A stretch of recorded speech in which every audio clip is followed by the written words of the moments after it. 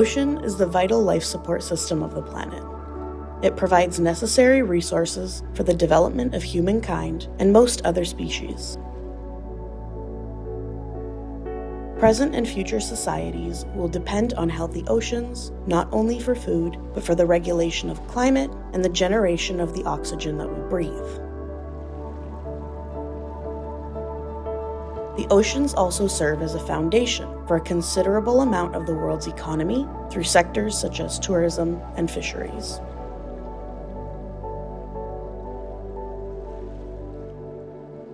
Ocean health has been in decline for the past 50 years, and most significantly in the past 2 decades, where we have seen large-scale negative impacts such as ocean warming and acidification, sea level rise, and overfishing affecting marine species and their habitats. Among the most affected species are sharks, who maintain marine ecosystem balance and can be an excellent indicator of ocean health. Sharks are facing a large-scale extinction due to rapid population decline and habitat destruction, both brought on by human activities. The decline in global shark populations will not only affect the ocean food web, but will also have a significant ecological impact on marine organisms and their habitats, thus negatively affecting human health and well-being worldwide. To maintain the quality of life that the oceans provide while sustaining the integrity of their biodiversity and ecosystems, changes in how we view, manage, and use oceans, seas, and marine resources must happen quickly.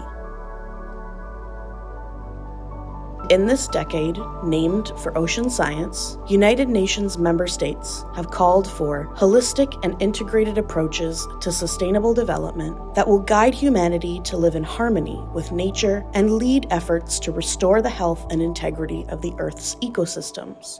The most stressed among these ecosystems was the oceans and seas and their resources. What this means is that to achieve sustainable development, we need to look at humans and nature as interconnected. In the context of the oceans, we need to acknowledge the relation between ocean health, human health, economic growth, food security, and the creation of sustainable livelihoods. This is why the UN Sustainable Development Goal number 14, Life Below Water, was created to conserve and sustainably use the oceans, seas, and marine resources for sustainable development. Within the Sustainable Development Goal number 14, there are 10 important indicators of threats determined by the UN as a tool to evaluate and improve ocean health. There are also 10 targets to be met. They are, among others, marine pollution, unsustainable fishing and extraction of marine resources, and the destruction of marine and coastal habitats. Undeniable scientific evidence has shown time and time again that human activities are negatively impacting our oceans. However, science has also shown that there is a great possibility for improvement. So I've traveled to the Big Island of Hawaii to meet with marine biologist and shark scientist David McGuire to learn more about the current state of our oceans and how we can attain marine conservation goals. My name is David McGuire. I'm the founder and director of the nonprofit Shark Stewards. The ocean health and shark conservation nonprofit Shark Stewards is dedicated to saving sharks and protecting critical marine habitat.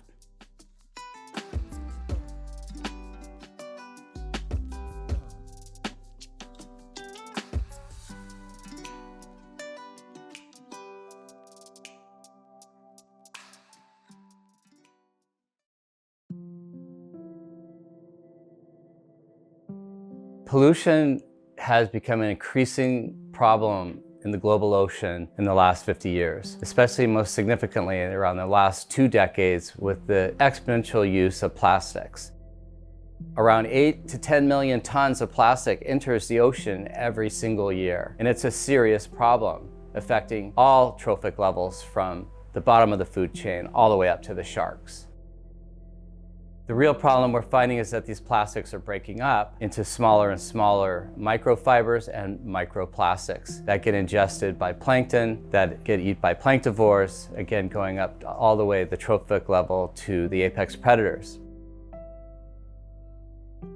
Apex predators like sharks and in some cases killer whales, orcas, will biomagnify or bioaccumulate toxins. And they're very long-lived, sometimes 100 years. And so over time, those chemicals affect the health, the welfare, the functioning of that animal. When humans eat apex predators like bluefin tuna, they also will bioaccumulate organic toxins like methylmercury, heavy metals that can interfere with your immune system.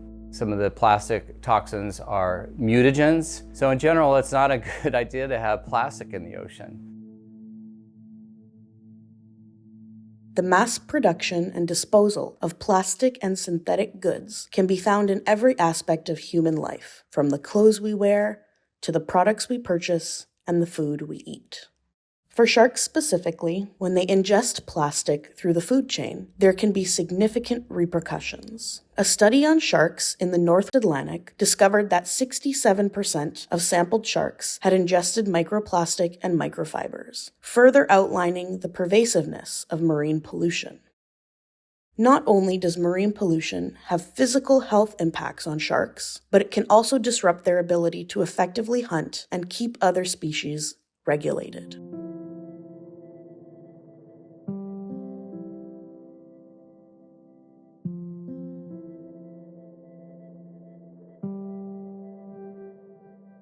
Single-use plastics are especially dangerous to marine life, as they can become entangled and accidentally ingest or consume plastics. There is also a growing concern around the toxicity of heavy metals, plastic-derived chemicals, and other substances leached from microplastics that have been proven to cause damage to reproductive, nervous system, and cardiovascular systems in both marine life and humans.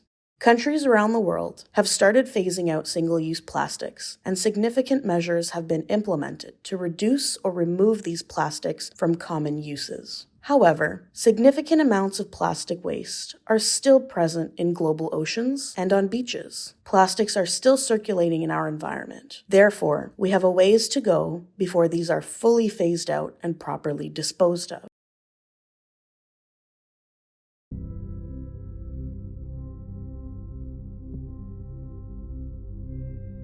An ideal solution to protect and restore marine habitats is through marine protected areas. Also known as MPAs, these are optimal to shield threatened marine species and ecosystems from human activity and provide a space for biodiversity to rebuild and flourish again. Many MPAs can also be beneficial to research scientists.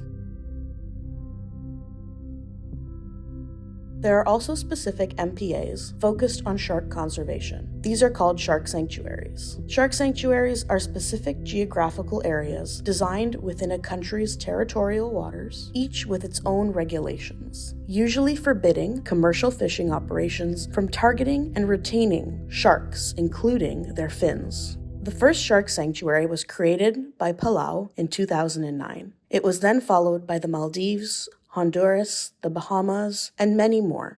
These areas are especially impactful where shark tourism is present and have continued growing significantly throughout the past decade, showing remarkable benefits on shark populations and their ecosystems. Despite the growing popularity of MPAs, only about 11 million square miles of ocean fall within these protected areas. And when compared to the total 139 million square miles of global ocean, there is still quite a lot of room for increase. The original Sustainable Development Goals established by the United Nations at Aichi in 2011 were manifest to try to improve protection for emerging nations or developing nations that are critically reliant upon ocean resources. It also dealt with ecosystem protections, overfishing, and many other aspects of trying to protect our oceans and marine life. One of those goals under Sustainable Development Goal 14, Life Below Water, was to increase marine protection in nearshore habitat, but also critical habitat in the ocean, protecting 10% of ocean spaces by 2010. We failed to meet that goal. In 2023, we have about 7% of our oceans protected. Only about 3% of that is fully protected under no-take marine protected areas or marine reserves. The new goals are now to protect 30% by 2030. Fortunately, the rate of increase of marine protected areas has increased significantly, both in the United States and in other nations. So we're seeing countries like Chile, Panama, particularly in Central America, establishing these no-take reserves in marine protected areas. In California, we've protected 16% of our state waters, and then we have another significant portion almost achieving that 30% goal in our federal waters. Hawaii has established protected areas both in the Papahanaumokuakea Marine National Monument and nearshore marine protected areas, also approaching 30% marine protection. Ecosystem protection and management is critical for the health of humans and, of course, the marine life that live in those ecosystems. That means you need to protect habitat, in some cases protecting the fundamental base of the food chain or infrastructure like coral reefs or seagrass beds. One of the major goals is to protect not just fisheries and people who rely on fisheries, but protecting where those fish live.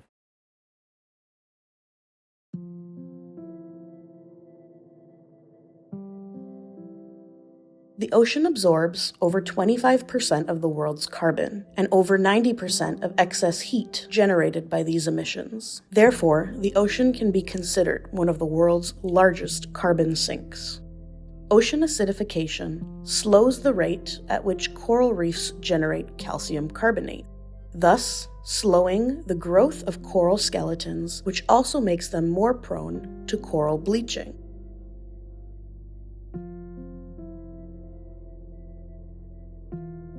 One of the major impacts affecting not only human health and environmental health, but the entire health of the planet, of course, is global warming. The oceans are as much as 1 to 2 degrees higher than they used to be historically, at least when humans were around. It's undeniable that the oceans are warmer. In the past 100 years or so, because of the burning of fossil fuels, we're seeing a lot of that carbon sink into the ocean, going to the deep currents. And now, 300 to 500 years later, we're seeing that carbon come back up and reintroduce itself. It's affecting not only the sea surface temperatures, it also is affecting the acidity of the ocean. This lowering pH is causing a problem for accessibility of the building blocks for reef-building organisms like coral reefs or shell-building organisms like snails or some of the calcareous plankton. It's a problem when you don't have the bottom of the food chain or you don't have habitat that is host to hundreds, if not thousands, of different species that rely on that infrastructure. The double whammy of warming sea surface temperature, altering global climate, weather patterns is creating a whole mass migration in different areas of the oceans. There are several impacts on sharks, from overfishing to fishing as bycatch to global warming and loss of habitat. There was a scientific survey done on reef sharks that showed reef sharks are absent from 20% of areas that had been surveyed. This is an alarming situation because reef sharks are keeping the trophic level stable and healthy on reef systems. Island nations require healthy reefs for their food sources to buffer storm damage, to reduce some of the impacts of global warming. Unfortunately, we're losing coral reefs and reef sharks and reef fish associated with them. So in many cases, we're seeing almost a complete absence of reef sharks or a huge decline in reef sharks on coral reefs where they were once abundant. It's definitely a problem we're going to be living through the next millennia or the rest of the span of humanity if we don't act now.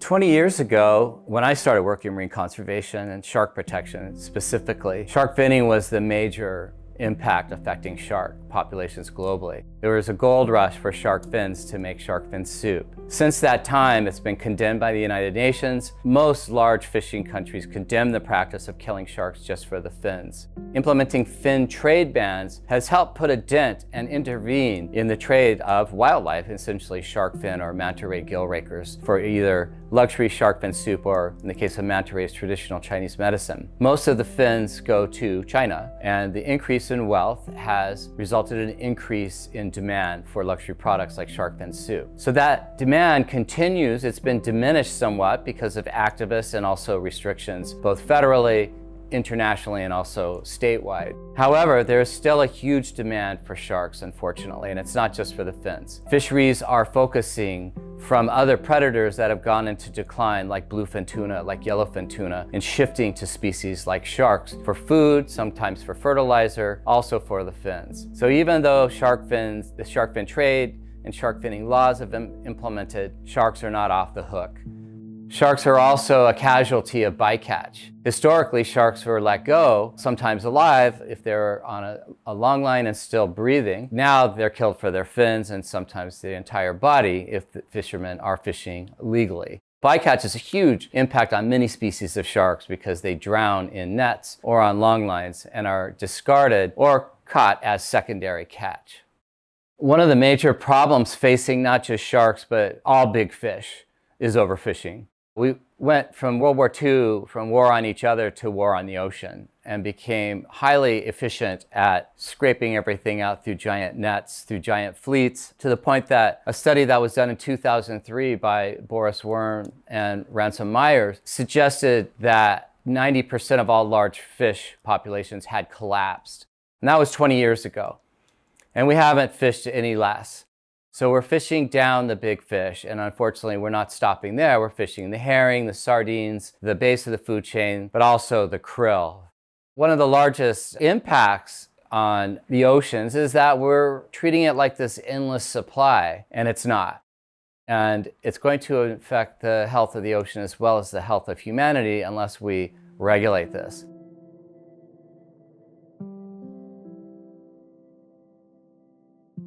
There have been significant steps at trying to reduce overfishing internationally under the regional fisheries management organizations under the United Nations. But unfortunately, these fisheries organizations are political. The quotas are often set too high, and the fish populations cannot withstand that. In the US, we manage our fisheries under the guise of what's called maximum sustainable yield, MSL. That may not be the best strategy either. That means you can take as much as you want until the point where it can no longer replenish itself. Typically in the US, with strong laws and strong enforcement, we realize when stocks are diminishing and we're able to pass laws and stop that fishing. And we've done that successfully in the case of many fisheries that actually are able to recover.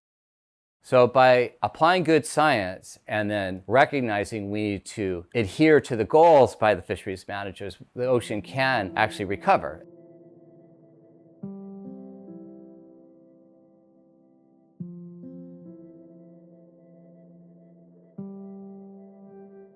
Regulating trade, regulating consumption of seafood is highly important. The value keeps going up. The value of a fish like bluefin tuna, it goes up as the supplies diminish. There's more demand, and the people who can afford it will continue to pay higher and higher dollars, which in turn incentivize fishermen who ordinarily wouldn't go out to fish those fish to go out and sell them for that high value, which in turn creates this domino effect affecting the big fish. We can turn this around. We can ask where our seafood comes from. We don't need to eat fish every day, particularly if you live in the West. We can treat fish more as eating wildlife, eating a rare commodity, and not a common day thing like fish sticks.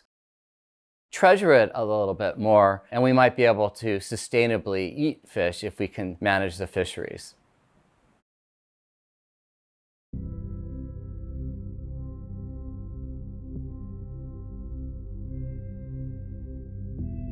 Achieving the 30% marine protection is a huge and lofty goal, but I think we can do it. We're seeing an increase in protected areas, but also in high-value protected areas, as well as marine protected areas that are well understood, well studied, but also well studied with baseline data. So applying good science is critical towards good marine management, including deciding where you're going to protect an area. We need quality marine protected areas, as well as an area of the ocean that's large enough that will benefit areas outside the ocean, which is one of the largest benefits of marine protected areas. There's something in marine protected area management called the spillover effect, and especially in California, which has a network of ecosystem interconnected marine protected areas, we're seeing in some cases 300% to 400% more biomass, more abundance in the MPAs than outside. So that means fishermen will fish the edge of that MPA because they're seeing an increase in harvestable species, and that's a good sign. How can the average person support marine protection? Observing marine protected areas in place and not violating the law is a good place to start.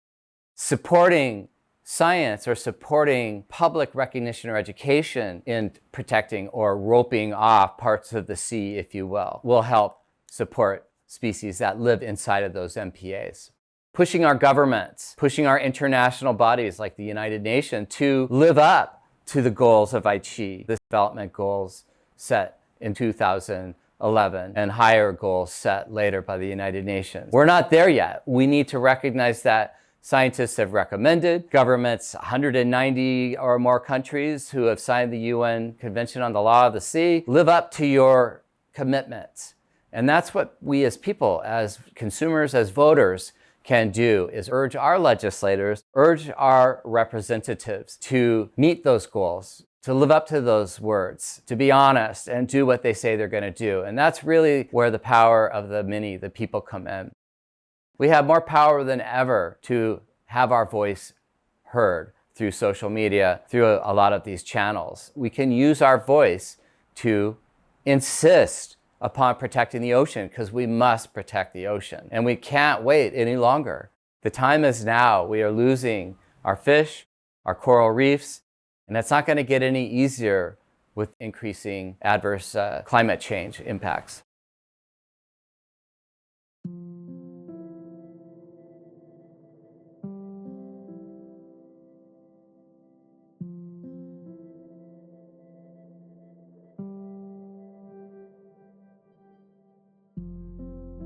The degree of implementation of international instruments aiming to combat illegal, unreported, and unregulated fishing is increasing. However, certain countries heavily contributing to IUU fishing are not being adequately monitored or reprimanded. In order to stop overfishing, countries need to be held accountable when national or international laws and goals that were agreed upon are not being met. Illegal, unreported, and unregulated fishing, or IUU fishing, is piracy on the high seas. 20%, it's estimated, of all fish caught globally are IUU fish. These fisheries employ brutal techniques, unsustainable practices, in some cases outright slavery, to collect and sell fish that unknowing consumers eat. Regulating fisheries is critical. We can do it in the US pretty well because we've got eyes in the sky, we have a satellite system, we've got a Navy, we've got a Coast Guard, and yet it's almost impossible to regulate the high seas. 64% of the global ocean, which is about 2/3 of our planet, is high seas, meaning outside 200-mile limit that was set by the UN Law of the Sea. It's hard to enforce 200 miles out. How can you enforce 1,000 miles out? So the problem is really IUU fishing needs to be stopped at an international level through the World Trade Organization, through conventions. We can place international pressure on countries that are undergoing blatant IUU fishing. This is really a crisis in the ocean when you have these fleets. Around 7,000 Chinese vessels are fishing the high seas, some with these motherships that transport the fish to their floating factories or on-site factories. So they're continually fishing. The US has around 300 vessels on our high seas fleet. The problem is complicated by the large ocean, but it's also the power of the consumer. Ask where your food comes from. Who caught that fish? How was it caught? Where was it caught? Was it flagged by a country that recognizes some of these sustainable development goals that have been established by international convention? We as consumers may have the biggest vote, the most power than even governments. If we decide we don't want bluefin tuna, if we decide we don't want shark fin soup, we can decide to support fishermen such as the small boat fleet in Hawaii that is all hook and line. It's generally smaller vessels that don't go out for weeks or months or years at a time. There's no slavery involved, and it's much more sustainable practice than these high seas fisheries or illegal fisheries that are just massively harvesting the ocean with tons of bycatch that are reaching consumers' tables. By consumers and consumer groups or conservation groups like us, we can pressure companies not to buy from countries or companies that sell or practice IUU caught fish.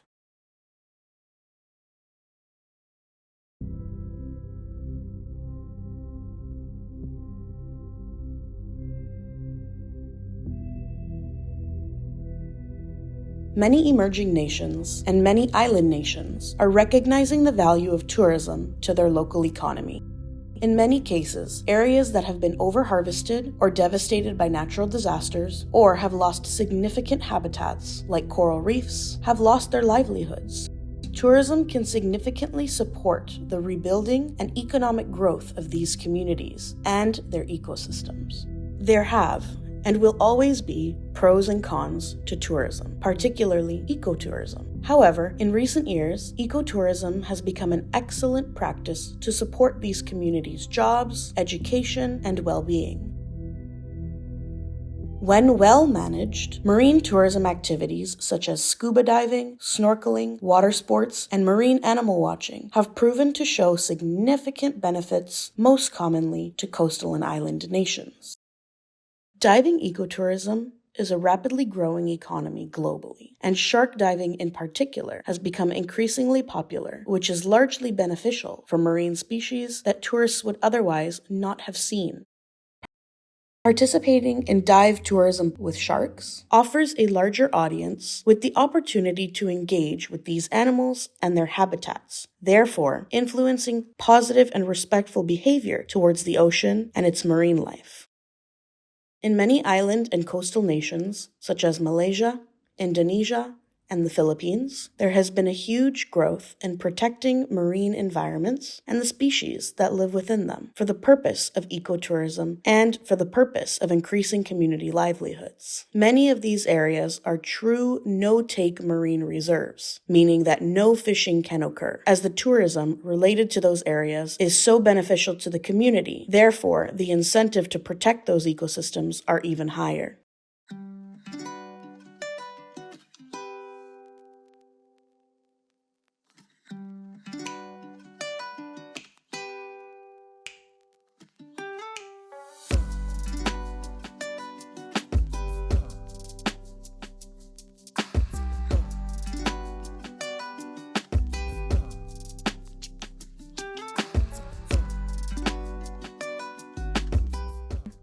One of the emerging trends in marine protected areas is shark-driven protection that is supported by ecotourism. And it's a great sign if you like sharks. It's a great sign if you want to protect apex predators. And in many cases, protecting sharks through tourism actually helps support local economies. Shark sanctuaries or shark diving operations are bringing in money, tourists, dollars that go not just to the tour operator, but it trickles through the local economy to the cab drivers, the boat drivers, the people who work in the hotels, who serve the food. So we're seeing that sharks are far more valuable alive than they are dead. There's a great benefit also in large protected areas that have diving, such as Raja Ampat in Indonesia, some of the protected areas that we're seeing in Hawaii, that we're also able to protect apex predator populations, which are harder to protect in management. We're also protecting apex predators like sharks in protected areas that are generally harder to manage because you need a lot of area. So a large marine protected area is going to protect the migratory pathway for larger sharks and species. In some places in the world, the only way you're going to protect sharks and maintain sharks, especially sharks with high value fit for their fins, is through tourism and marine protected areas. A great example of how we can protect endangered species would be great hammerhead or scalloped hammerhead sharks. Great hammerhead sharks are critically endangered globally. Over 90% of that population has been erased. Scalloped hammerheads are doing not much better. They're easy to hunt because they hang around pinnacles or areas of upwelling, or they go along predictable migratory pathways. So for example, the Hammerhead Highway between Cocos Island, 400 miles off Costa Rica, the Galapagos off Ecuador, Malpelo off of Colombia. It's called the Hammerhead Highway, but also the Sea Turtle Highway. And those, in the case of sea turtles or reptiles or fish like sharks, will annually have these migration patterns, and the boats just sit in the middle and fish them out outside of the protected areas. You could be a tourist and go to Cocos and see hammerheads because they're protected, but if they're not protected in between on that migratory pathway, they're going to get fished out. And we saw that during COVID, when a huge fleet convened between the landmass of Central America and those protected islands. What happened is there was a multinational agreement between Ecuador and Costa Rica to protect the Hammerhead Highway. Now you have a marine protected area that's benefiting from the tourism, that's paying the rangers who are able to enforce the MPAs in the Galapagos and Cocos Island through this high value dive tourism, primarily for sharks, but also sea turtles and marine biodiversity. But they're also protected in between as they migrate to the shores to lay eggs if you're a sea turtle, or to breed or feed if you're a shark. So in many cases where you have a species of shark, like reef sharks, that have these, in some cases, coastal migratory pathways or coastal reproductive areas, they're very easy to fish. They're like sitting ducks. And so tourism, for example, in the case of La Paz, Baja California, the sharks are protected, but also they're being protected because of the eyes and ears and love of ecotourists. Protecting the areas in the hot spots is really important. The sharks are protected there, but you need to protect where they're going back and forth. Tourism can benefit from that because tourists can move too with the sharks, and they can go diving and benefit fishing villages along the way that normally would go out perhaps and fish sharks. Now they're going to protect them.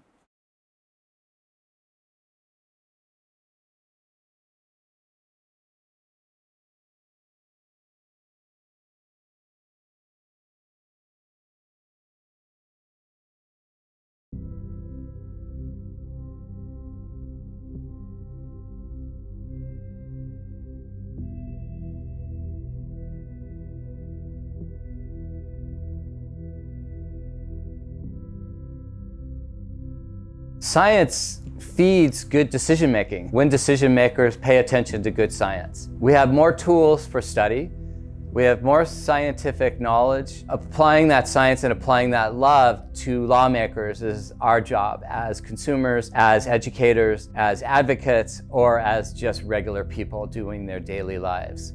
The doomsday bell has rung, with 90% of fish stocks overfished, with half our coral reefs devastated, in decline, with another 25% at risk, with fish down significantly.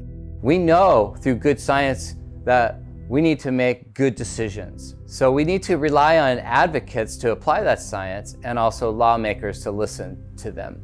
The United Nations has taken on a formidable task, but also made some significant commitments towards protecting the ocean with the Sustainable Development Goals. We have a long way to go to achieve those, but many of those goals are almost being met.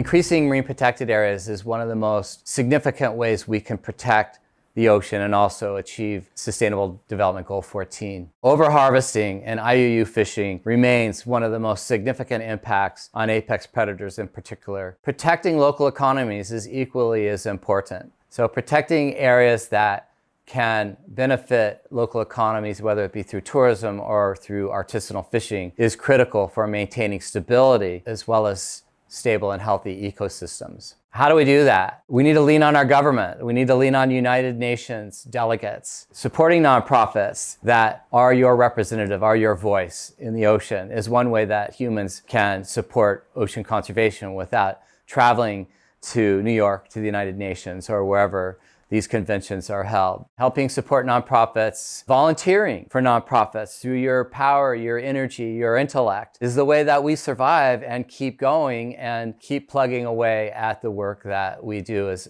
NGOs. There's a lot that the consumer or the regular person can do to protect the ocean, and some of that is supporting passionate advocates like Shark Stewards who advocate for sharks and where sharks live, and go all the way to the top to tell the representatives that the people care, not just one person, but in some cases, for example, in the EU shark fin ban that's going on right now, millions of signatures were delivered to the EU Commission to tell these parliament members that the world cares, not just people in the EU, that we want to stop the shark fin trade. We want to stop shark finning. We want to stop unsustainable fishing. So millions of people have added their voice. Perhaps the only people that we're going to listen to are the kids. I think bringing our kids up with good science, with an understanding of science, with ocean literacy, not just scientific literacy, understanding why it's important to have a healthy ecosystem, not just one part of it, how the science of marine protection and ecosystem protection can indeed protect all of us. Understanding the complexities of human behavior and human impacts on the ocean is one thing. Applying that knowledge is the next big hurdle. If kids rise up, we get a big blue kid tsunami who says, no, we're not going to take this, what the last 2-3 generations have done. It's not fair, it's not right. We're going to endure it for generations, but we can reverse it. And we know that through good science, that through marine protected areas, through areas that are supported economically through tourism, through strong fisheries management, or in some cases, no fishing, no take whatsoever. Stop killing whales. Don't kill oceanic white tips, because if we do, they're going to be gone in a generation. That's not fair. That's not fair to cultures who have been connected to them for centuries, for thousands of years, like Hawaiians. It's not fair to the future generations because they will not get to see a whale or to get the thrill or experience an oceanic white-tip shark, which is truly one of the most magnificent animals.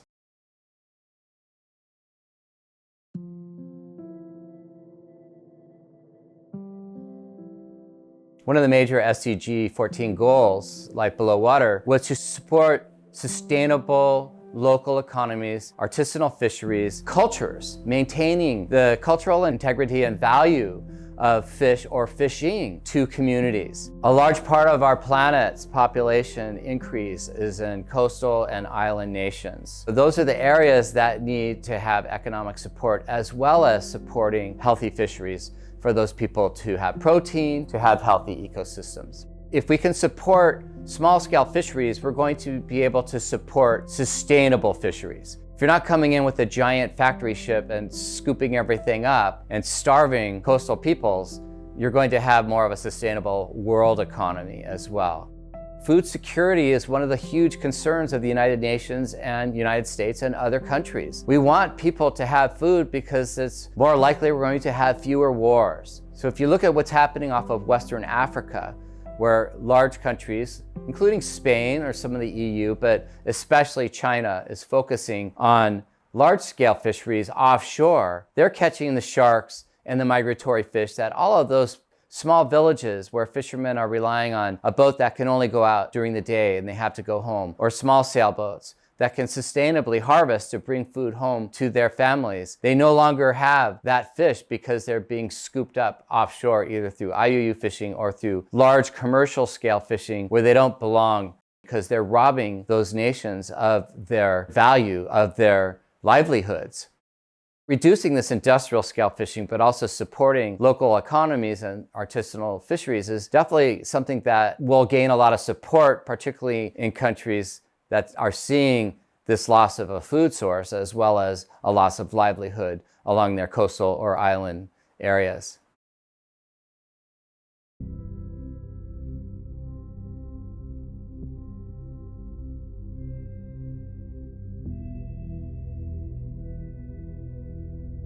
We can all protect the ocean by protecting it closest to us.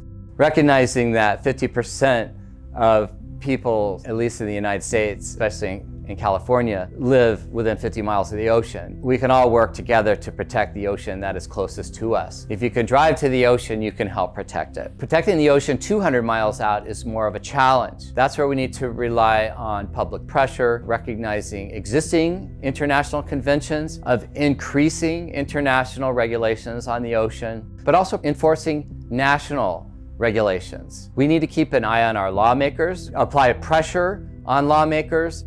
So the question is huge. It's as huge as the ocean. It's hard to protect the ocean. It's giant. And so we need to start where we live, support local economies.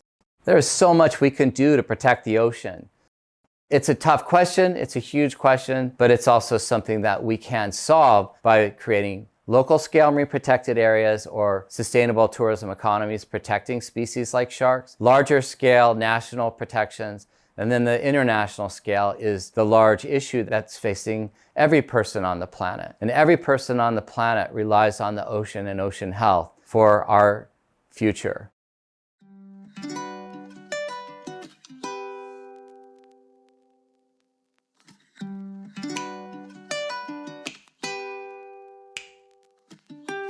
In many cases, protection doesn't start from the government. It starts from the people. And if you think about Earth Day back in the 1970s, in response to oil spills and pollution in the ocean, the people got mad and they rose up and they said, we don't want this anymore. Going forward 50 years, we need to have that same kind of anger or passion or voice to protect the ocean. And we can. We have more tools than ever to raise our voice, to amplify our voice, to share our message.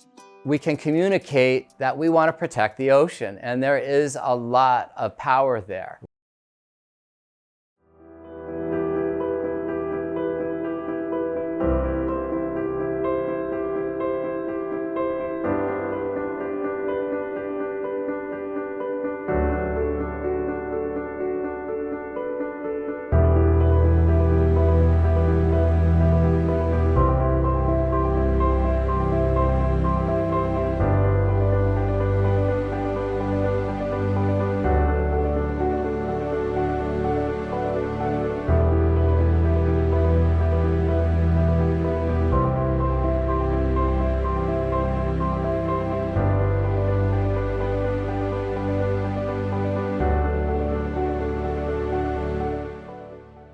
In order to protect the ocean, people really need to understand how interconnected we are to the planet. We need to make it our mission to protect the ocean, because as much as it is the responsibility of policymakers and governments to create and enforce laws, the ocean is valuable to all of us.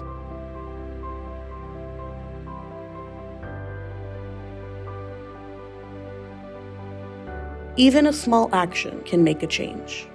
We need to educate ourselves and learn how to value and respect the ocean because we depend on it. Just like a city, the ocean needs all of its pieces to function properly. Without sharks, the fish and coral are not safe. And without healthy, balanced ecosystems, human health and well-being are equally at risk.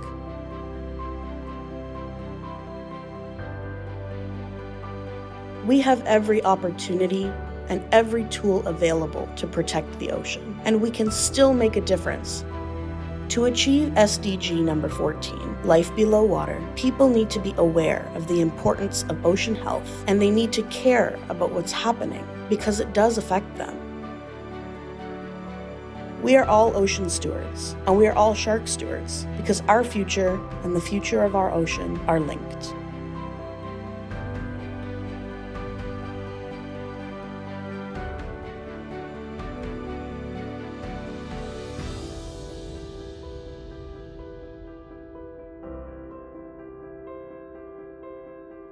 The ocean could be empty and still look the same from the surface, and that's a scary thought. We're on the right track, and we've made significant progress towards Sustainable Development Goal number 14. But in many of the targets, we still have a ways to go. We've been moving too slowly, and we need to catch up. So have we attained the goal of conserving and sustainably using the oceans, seas, and marine resources for sustainable development? Not yet. But we can reach it by 2030. It won't be easy, but it's what we have to do.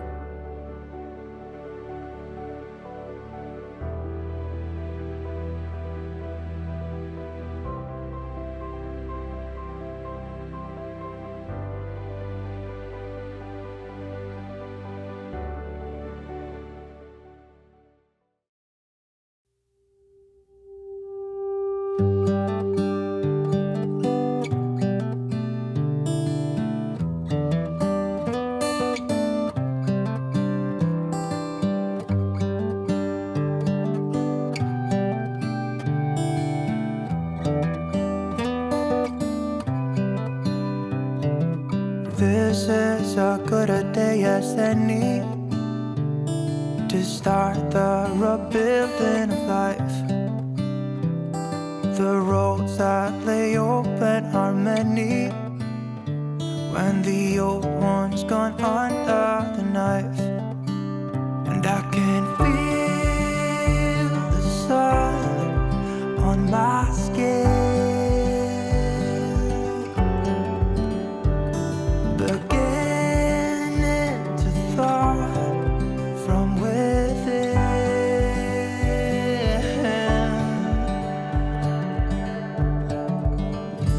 Today and not tomorrow, there's no time to borrow. Today is a good day to live. This morning has a clearer light as any to see the horizon in the far. Excuses were 2 for a penny, but they've all gone out the window of this car. And when I feel the wind on my face, all that ever was is a wreck.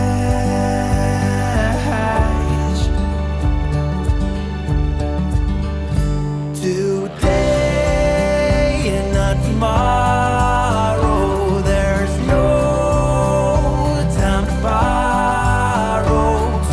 Today, well, something's gotta give. Today is a good day. Today and not tomorrow, there's no time to borrow.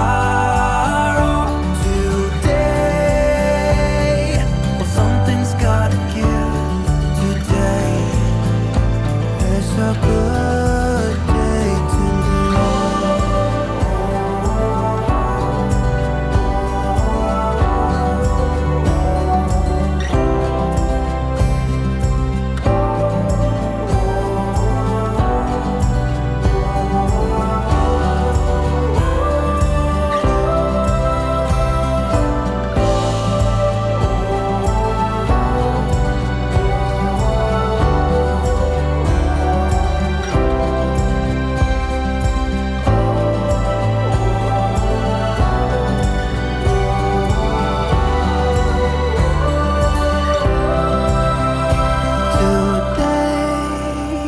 to tomorrow, there's no time to borrow. Today, well, something's gotta give. Today is a good